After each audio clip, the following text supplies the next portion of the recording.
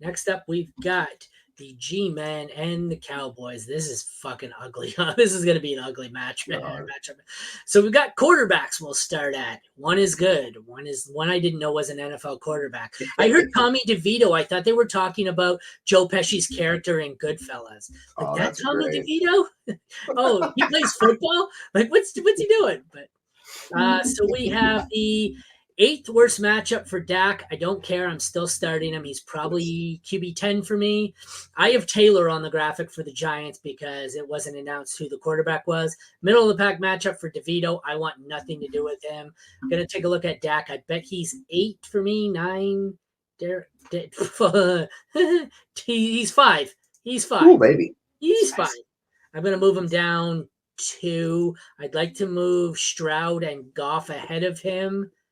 I think I'll even move Herbert ahead of him. So now he's 7. This is how we kind of process things. So what do you think about these two? I assume you're not starting DeVito even in Superflex unless you're absolutely fucking unless desperate. I'm truly desperate. Yeah, like I picked him up in one league and I was like, cool, I'm not playing this guy, but I just have him on the roster now. Yeah, that offense is putrid for the Giants with DeVito. Like they can't pass. It's just literally grind Saquon Barkley into dust this season. So yeah, it's a lot of fun. But on the flip side, Dak Prescott, yeah, he's top 10. I think he's QB8 for me in that range or whatever. I'm playing him wherever. He's running hot right now. And the key is he's just targeting Lamb in like insane amount, which makes sense because he's by far the best skill player. So just keep feeding Lamb and it's going to work out for Prescott. So like, yeah, you should have confidence moving forward as Dak Prescott being a locked in like QB1 rest of the season. And of course, they'll probably blow them out in this game. So, you know, he might shut it down early. But yeah, I'm rolling with Dak. All right, the running back situation. Top 6 matchup for Pollard. Think you got to start him this week. Saquon, it is a bottom 11th worst matchup. I'm starting him anyways. I'm not starting any of the other backups here. I have Pollard at 6. Pollard at 6. Saquon is in that same range, I'm sure. Saquon at 9. I think I'm going to move Saquon up a little.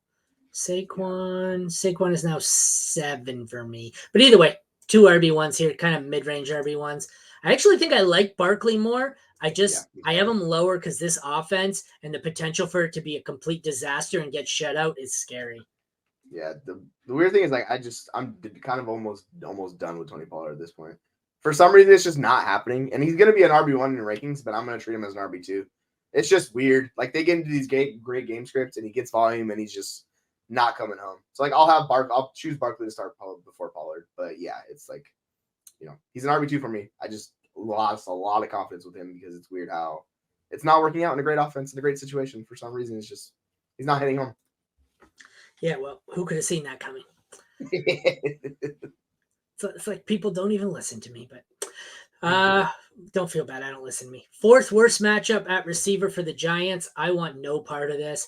I think they are in my sit. I tried to sit. I put Wandell as my sit because I have him as the 1, but I put, and for that matter, and apply this to whatever receiver you have on the Giants.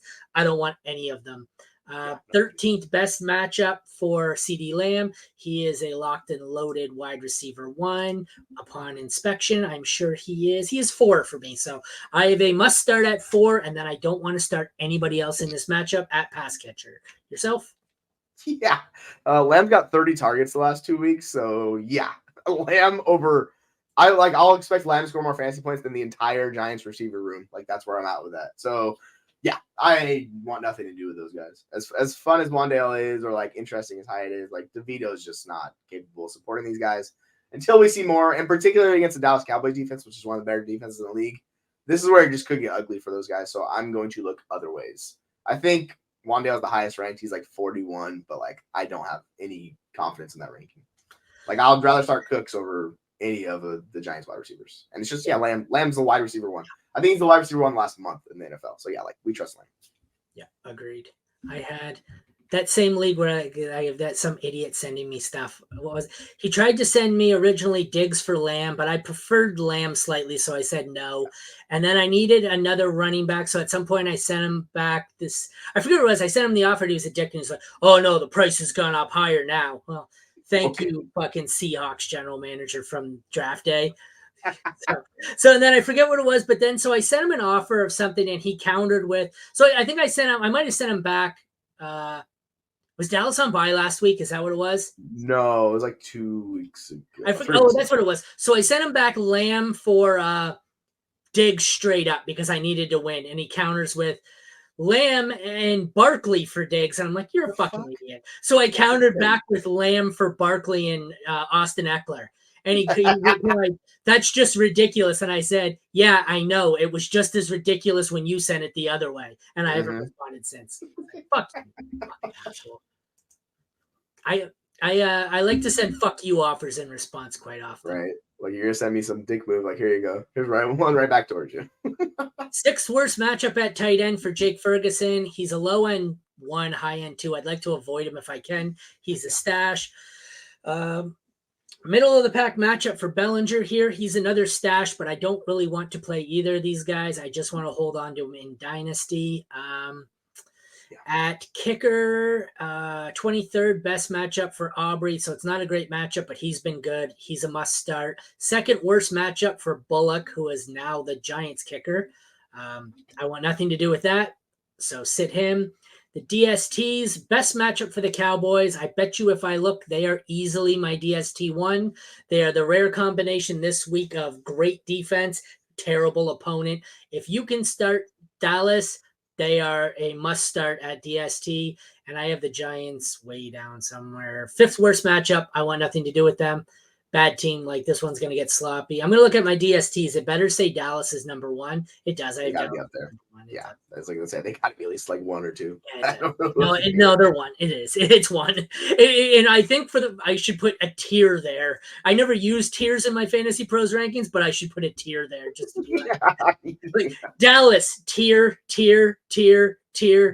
next team, just to get my point across. That start Dallas, like Tommy DeVito, no Darren Waller, no real receiver. Like Saquon Barkley goes out to injury in the first quarter. This could be 50-0.